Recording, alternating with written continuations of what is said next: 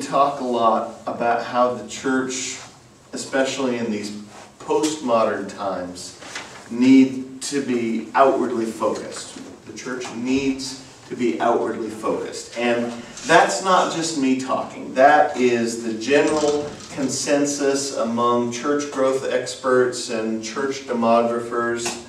And again, I believe this not to be just true, but biblically true as well, because the church in the first century was very outreach focused or outwardly focused. And when you think of the ministry of Jesus, Jesus was continually reaching out to those who needed to hear the good news. So it stands to reason that a church like us, that's called the Christian Church, disciples of Christ, would be outreach focused and not inwardly focused. The problem is the emphasis nowadays on outward focus in the church is sort of a reaction to inwardly focused church. A time in our history when we were so inwardly focused that churches looked more like country clubs than they did followers of Jesus. But if you want to name that elephant in the room, then you've also got to acknowledge that that was a reaction to churches that were so outwardly focused and academic and educated and all that, social gospel oriented, that they didn't do much in the way of encouraging meaningful, worshipful, spiritual lives. And that pendulum continues to swing way back and forth in the church and in politics and in social settings and in anything that requires any kind of vision or mission. All I'm trying to do is achieve some balance. Jesse's all about balance. I support the effort to move the church out of thinking that it should be the provider of religious goods and services, entertainment, and status to members of the club, because that's consumerism. That's not the church. But I don't want to go so far in the other direction that in 50 years we swing too far in that opposite direction. That's why I like Lent. Because Lent is a season that we set aside here in the church where we intentionally focus on that inner life, even when we're trying to be more outwardly focused. So, here's the question. What do I mean by the inner life? Well, I'm talking about that part of our faith journey where we can slow down, where we can declutter our minds, and be open to God working in and through us in order to transform us from those old creatures that just seek pleasure and seek self-gratification into new creatures in Christ who aspire to live a life and accomplish the ministry that Jesus did. So Jesse's pro-Lent. We're okay with that. Here's the question though. What is Lent?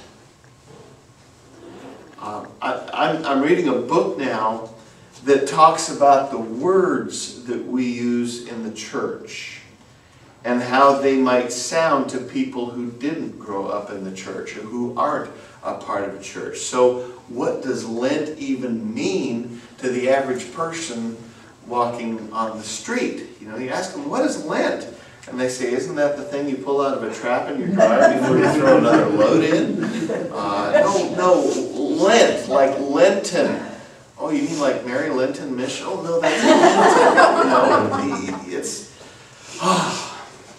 How do we in the church explain Lenten season to someone who might not even know what it is? What are some words, in fact, that you might use to help explain Lent to somebody? What would you say to somebody who doesn't know what Lent is? Mary? Time of reflection.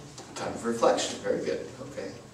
Yeah. A time of refocusing on God. Refocusing on God. Okay. What are some images you come up with when you think of Lent? The desert. A desert, okay, yeah. Giving up things is a Giving common- up things, yeah. Or taking on, as we like to do. That's good. I think, as I said before, it is the cultivation of the inner life as far as our journey of faith is concerned. And since it is about cultivating the inner life, since it is about calming down our monkey brains so that we can get closer to God and walk the path of Jesus, I think that there are 4 things that we can do during Lent to help us through this journey. So let's talk about these 4 things. First of all, we can give something up. Now, this is probably the most traditional practice in the church, is giving up something for Lent. We give something up that we enjoy so that the absence of that thing in our life, that longing that we have for it, might remind us of our longing for God and how we need to reach out to God. And in doing so, maybe we will recognize how often God reaches out to us. And you know what? This works for some people. So, all right, let's say you give up coffee for Lent. Okay, anybody ever do that? Give up coffee for Lent? Yeah, exactly. Okay, so let's just say, let's take that. Let's say you give up coffee for Lent. And you wake up in the morning and you cannot string together a coherent thought. In fact, you may even be physically ill because caffeine has a way of taking a hold of the body. And you go through caffeine withdrawals and it actually makes you feel sick. And you think, God, what I wouldn't give for a cup of coffee right now. God, hey, God, I was just thinking about you. How's it going? You know? And ideally, you enter into this wonderful, prayerful time with God and just gel, and then you're able to face the day with renewed faith and purpose. With a cup of coffee. Or you go through the day with a splitting headache, obsessing only about the coffee that you did not have, you know. And then God doesn't even enter the equation after that. But again, this works for some people. It honestly works for some people. And that is fine and dandy. But I want to look at a second way that we can approach Lent. And that is, we can take something on. And you've heard me advocate for this one before. This is something that works for me. And this is my preferred Lenten practice because I clearly missed the point of giving something up, right? Usually I take on a spiritual discipline, like meditation. And let's see, I think simplicity, study, there's a bunch of them. Usually it comes out of this book by Richard Foster. It's called Celebration of Discipline, The Path to Spiritual Growth. And this is a good one for me too, because I like setting goals. I like learning new things and charting progress. And that's why I think I like my little Fitbit here. I don't know. If you don't know what a Fitbit is, it is a overglorified, expensive pedometer that tracks your steps throughout the day. It tells you how many steps you've gone, how many miles you've walked, things like that. And it vibrates. I'll be just walking along, minding my own business, and the thing goes on my arm, and I'm like, oh, it vibrated, because it tells me that I have reached my goal of 10,000 steps that day. And I just think that's awesome. Because for me, it's the device's way of saying, good job, you did it. You are on the path to a healthier lifestyle now. Good boy. Who's a good boy? You're a good boy, you know? And And this speaks to me in a way that deprivation does not speak to me. I like taking on new challenges. I'm not saying that it's easy. Taking on new challenges is often not easy. But I don't mind being challenged to do something different and new.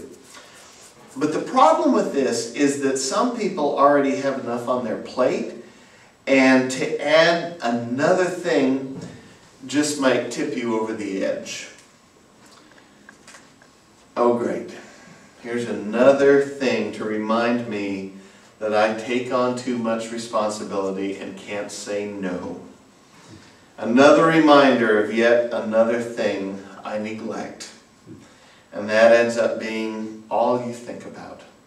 You don't think about God, except for maybe when you think, oh God, what a screw up I am for not being able to do this. But I don't think that quite counts. Once again, this works well for some people, but definitely not for everyone. So let me offer a third one. And this is one that I learned as I've gotten to know Katie better. Katie has brought this into my knowledge. And the third one is that we can let something go. I like this one. The idea behind this is that if we let go of something in our life, especially if it has to do with an attitude or a habit or an obsession or something else that drags us down and away from God, maybe by letting it go we can make room for God. And I like that because this year's, where is my UCC? Ah, there it is. This year, the UCC put out a Lenten devotional book called Relent. See, we can let something go. We can relent something that is dragging us down. And I like this because I can think of all sorts of things that I need to relent, that I need to release and let go of, so that I can live a healthier and a happier and more spirit-filled life. Now you might think that this sounds a lot like giving up for something for Lent, but I hope that you see the subtle difference. Giving up something we enjoy is different from relenting or letting go of something that drags us down. It may even literally feel like a weight has been taken off your shoulder. Maybe we can let go of a prejudice that we hold on to. Maybe we can let go of a grudge that we're holding against somebody. Maybe we're angry with somebody because we think they haven't done something or they've spited us or something like that. Maybe if we stop and think and put ourselves in the other person's shoes, because 9 times out of 10, somebody doesn't do something out of spite or there's usually some other circumstance going on. So if we can learn to let go of that, to relent that, maybe that will help. But again, that's not for everybody. Maybe it doesn't resonate with you. So I want to give you one last one that I read about recently, and that is that we can reclaim something. This one took me a little while to get my head wrapped around, but once I understood it, I recognized what a powerful tool this one can be. Back when I first came here as pastor of First Christian Church, I said that there was 10 things that the church needed to reclaim. And I said that there are words and concepts that the church needs to reclaim because they've either been hijacked or distorted or have lost their original meaning. And so I think I used some examples like we need to reclaim terms like born again and evangelism and things like that. The elders have been studying a book by Marcus Borg called Speaking Christian. And Borg has this list of words that he has come up with that he says need to be reclaimed and revisited. And he uses words like sacrifice, saved, and peace. Now I compare this practice to the craft of taking an old piece of furniture, that's been beaten up and maybe somebody painted over it or something. And then what you do is you go along and you strip all that paint off and you sand it down to the bare wood and appreciate and see how beautiful that wood is, and then you refinish it so it can restore it to that original beauty. Or maybe like somebody who can take an old stump or a piece of driftwood and make a beautiful piece of art out of it. By reclaiming some of the things in our faith life that have lost their meaning, we can be in sort of a prayerful dialogue with God. So those are the four things. We can give up something, we can take something on, we can let something go, or we can claim something or reclaim something in our life. Whatever you do for Lent, whatever you all decide is best for you, make sure you do it, first of all. But my prayer for you is that over the course of the next 5 Sundays in Lent, that we can find new ways to walk a quieter path that leads to a closer walk with God. Would you pray with me?